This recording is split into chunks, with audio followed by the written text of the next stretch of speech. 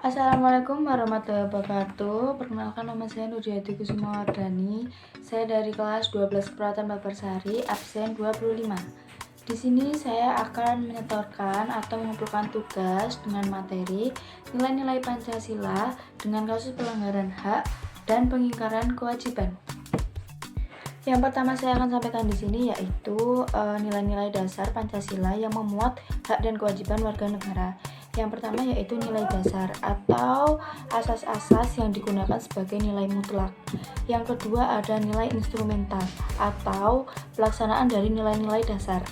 Yang ketiga adalah nilai praktis, yaitu nilai-nilai yang sesungguhnya kita laksanakan dalam kenyataan. Itu tadi adalah nilai-nilai dasar yang terkandung dalam Pancasila. Selanjutnya saya akan menyampaikan butir-butir pengamalan Pancasila. Dari sila yang pertama yaitu ketuhanan yang Maha Esa. Yang pertama adalah bangsa Indonesia menyatakan kepercayaan dan ketaatannya kepada Tuhan yang Maha Esa. Yang kedua, manusia Indonesia percaya dan takwa kepada Tuhan yang Maha Esa sesuai dengan agama dan kepercayaan masing-masing menurut dasar kemanusiaan yang adil dan beradab. Yang ketiga yaitu mengembangkan sikap hormat menghormati dan saling bekerja sama antara pemeluk agama dan pemeluk kepercayaan yang berbeda kepada Tuhan yang Maha Esa. Yang keempat yaitu saling membina kerukunan sesama umat dan saling percaya kepada Tuhan yang Maha Esa. Yang kelima yaitu agama dan kepercayaan terhadap Tuhan yang Maha Esa merupakan urusan pribadi setiap manusia dengan Tuhan yang Maha Esa.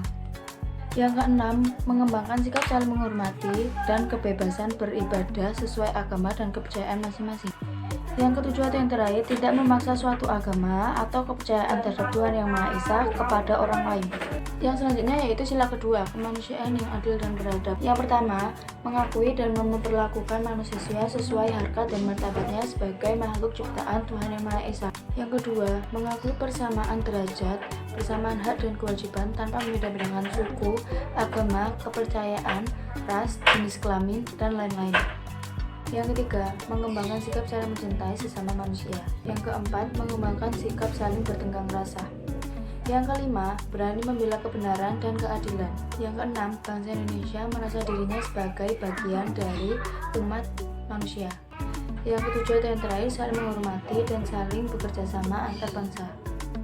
Yang selanjutnya yaitu sila ketiga, persatuan Indonesia. Yang pertama, mampu menempatkan persatuan, kesatuan, dan kepentingan bangsa sebagai kepentingan bersama di atas kepentingan pribadi dan golongan. Yang kedua, sanggup dan rela berkorban untuk kepentingan bangsa dan negara. Yang ketiga, mengembangkan rasa cinta tanah air dan bangsa. Yang keempat, mengembangkan rasa kebanggaan kebangsaan dan bertanah air Indonesia.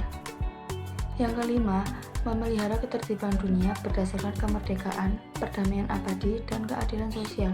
Yang keenam, mengembangkan persatuan Indonesia atas dasar Bhinneka Tunggal Ika. Yang terakhir atau yang ketujuh, memajukan pergaulan demi persatuan dan kesatuan bangsa.